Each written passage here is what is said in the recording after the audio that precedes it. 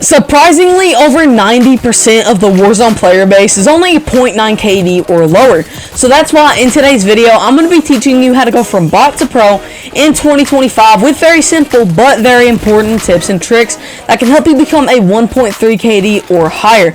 And that's also why in today's video, I wanted my gameplay to look more like your roles.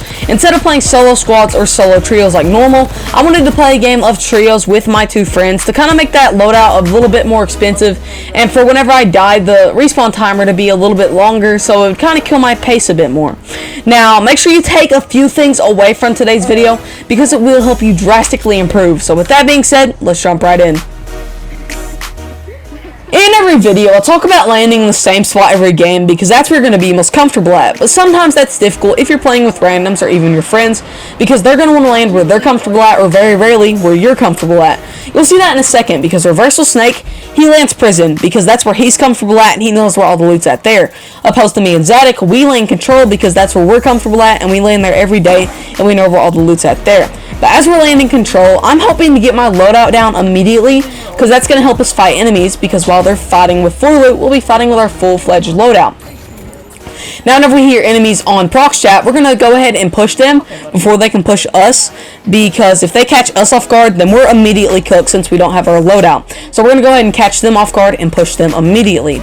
Now, I will say I almost made a huge mistake here whenever I tried finishing him because I thought he was trash talking us because his teammate pushes me. Now, as I'm getting shot in the back, there's a huge tip you can do. It's called playing doors. This happens when an enemy chases you out a door and you hide behind it, and then when they get right at the edge of the door, you slam it in their face, like boom right here. And now since I slammed it in his face, he's like disoriented, so I can drop shot and I'm able to hit all my shots and win this gunfight. So make sure that you play doors if you were getting pushed out of them, you're landing in the same spot every game, or we're most comfortable at, and you're trying to get loadout down as soon as possible. In this Bot to Pro video, I'm going to be giving you a bunch of important tips. So here's a huge one. This is called a head glitch. A head glitch is only when your head is exposed to the enemy. So whenever I get on this control board and I'm looking at this enemy, I'm on a head glitch because he can only see my head. Now, unless you have really good aim, you're not really going to be able to beam an enemy off the head glitch because you can only see their head. Now, a few head glitches are this control board, an AC unit, and a loadout. Now, whenever this enemy recognizes I'm on a head glitch, he's immediately going to back off because he knows he's going to die if he doesn't. Now, when you should be using head glitches is when you're in a 50-50 gunfight, or when you're caught off guard, or anytime you have a chance to use a head glitch to take less damage in a gunfight. So make sure anytime you have a chance, you are using a head glitch. He's going up the stairs. Oh my god, my game finally loaded. A tip to instantly become a better Warzone player is called pushing an easy gunfight. So whenever a lot of you all see this enemy flying in, you don't push him. But me, I know he only has 2 plates and a pistol, and this means he's a very easy gunfight. So I'm going to go ahead and push him. And whenever he jumps down here, he survived, so I know I'm safe to jump down there as well. And even though I took 3/4 of my base health down, I still won that gunfight. Now what the easy gunfight does for you is whenever you win that easy gunfight, you're going to get information of where his teammates are, and then you're going to take the next easy gunfight on his teammate, and then take the next easy gunfight and get the team wipe, or you can farm the team and you're going to get money from that team, and then you can buy UAVs and find more teams and then get more easy gunfights, and that's going to keep you in your flow state. So make sure you push the easy gunfight as much as possible because it will help you die less and become a better Warzone player.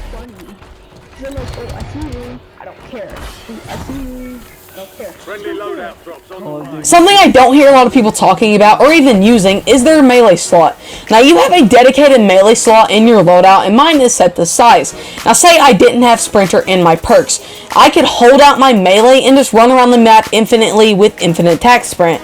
Now, how you do this is you hold down your melee for a second or two, and it's going to pull out whatever melee you have. Now, if you don't have one equipped, it's going to be set to the default knife. Now, these are very important when fighting multiple enemies because say there's an enemy around the corner after I knocked his teammate. Now, say he has a remaining of 2 teammates left, including him, then that's going to be 3.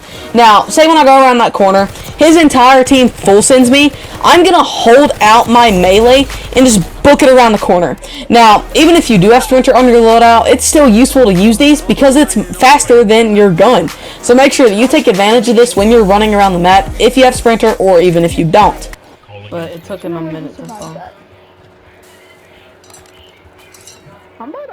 A A very important tip to die less in Warzone is called backing off gunfights and then re-engaging them.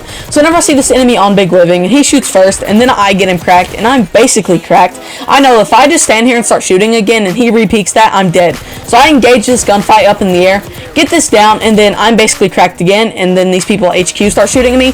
I have to back off this gunfight again and start plating up, and then whenever I see this enemy right here, I back off again, then re-engage.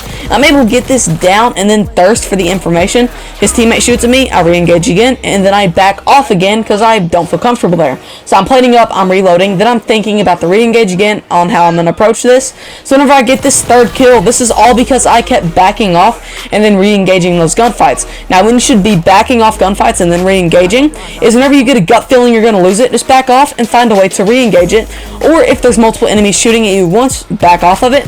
Now my chat knows I'm guilty of not backing off gunfights when I should, so make sure that you do not make the same mistakes that I do sometimes. The number one tip to improve at Warzone is popping UAVs and portable radars. But what do these do for you? Well, a UAV will show you where everyone on the map is at and will allow you to go push more gunfights. But it's $6,000. It gives you one mini-map ping every 3 seconds for 30 seconds, but it covers the entire map like I said. Now, portable radar is $2,000. Covers a small distance, but it gives you one mini-map ping every 2 seconds for 30 seconds. Now, like I said before, these will allow you to go push an easy gunfight and overall get more kills. So make sure you pop these anytime you have a chance. So if you have $6,000, pop UAV. If you have $4,000, get 2 portable radars, pop one, and then hold on to one. But like I said, these things are very important, so you should make sure you always have one. Marking the rest of them.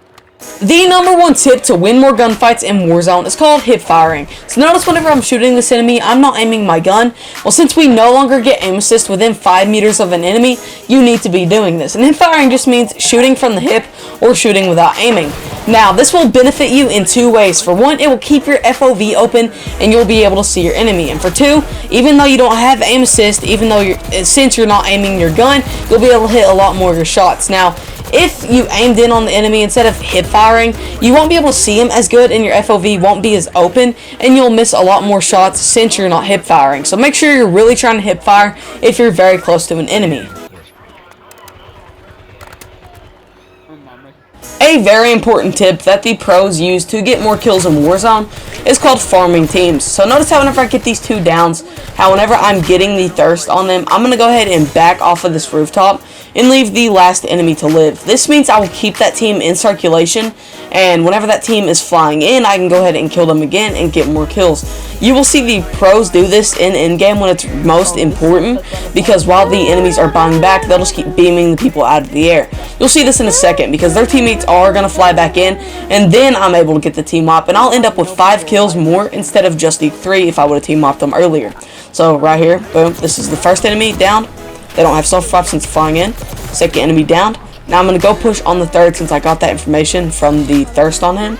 And now I'm able to get this team up and come out with 5 kills instead of 3. So make sure that if you want more kills in Warzone, that you really try to focus on this. Bro, I keep dropping my cipher. I don't know what that guy's doing. Hey, y'all, go buy another UAV. Need some cash.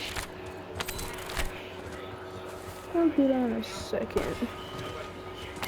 UAV standing by. Calling in score streak. By now, you should notice that I live ping my enemies, but what does live pinging do? Well, it puts a little red dot above your enemy's head that you can see through walls or the floor as you see here. And this will allow you to shoot them through the walls and see if they're going to run away from you, re-challenge you, or just camp in one spot. Now, you should be live pinging your enemies anytime you get a chance because you can also shoot them through smoke.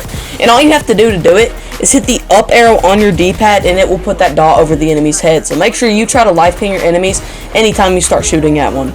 We've located the rest of them. Back off. We're flying on fumes. UAV returning to base. That's Oh, our your field. mom just got shot, didn't she? Need some cash.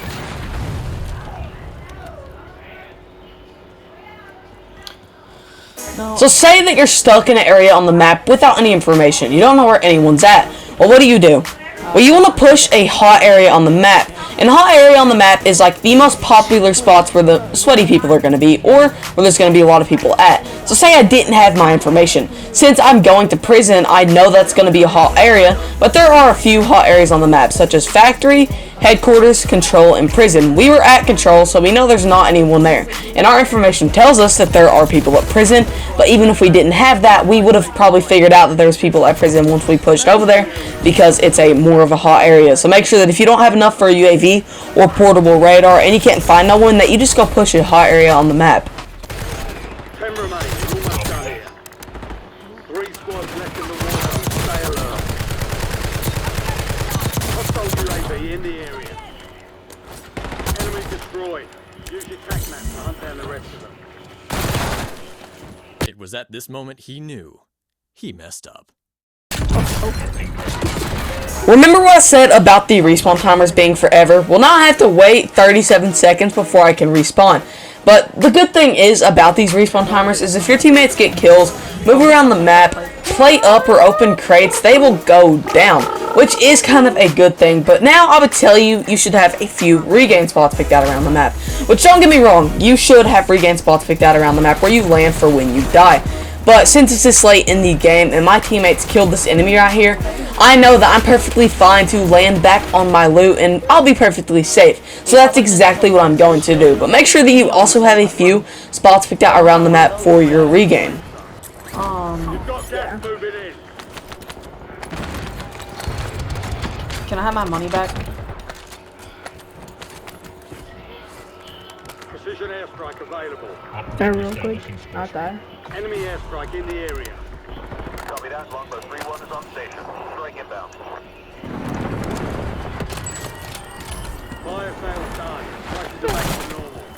They're close to safe. Mark remaining operators. In-game happens once respawn disables, but that's not always the case. So notice how there's still 24 seconds left on the resurgence timer? Well, if I was to die now, that would mean I'd have to regain, and that would be very hard since my loadout is probably being camped.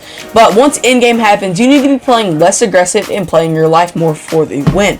Now, don't get me wrong, you can still play aggressive, but not so aggressive that you're going into a room with a 4-stack, trying to YY around them and put them in a clip.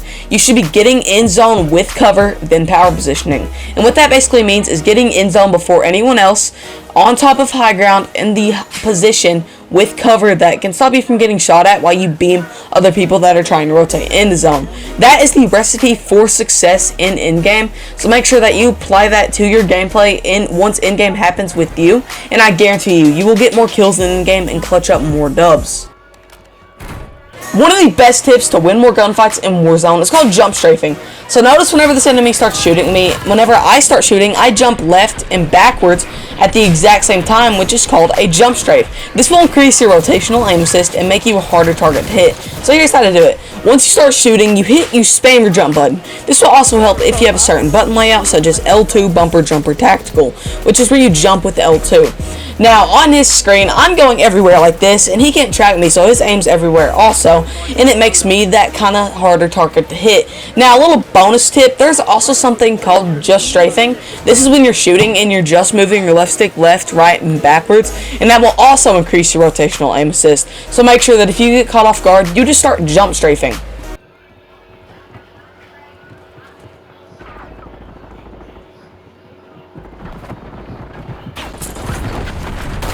It was at this moment he knew. He messed up. If you found this video helpful, then you will also find this video helpful, because it will teach you on how to stop wasting time in Warzone and get more kills along the way.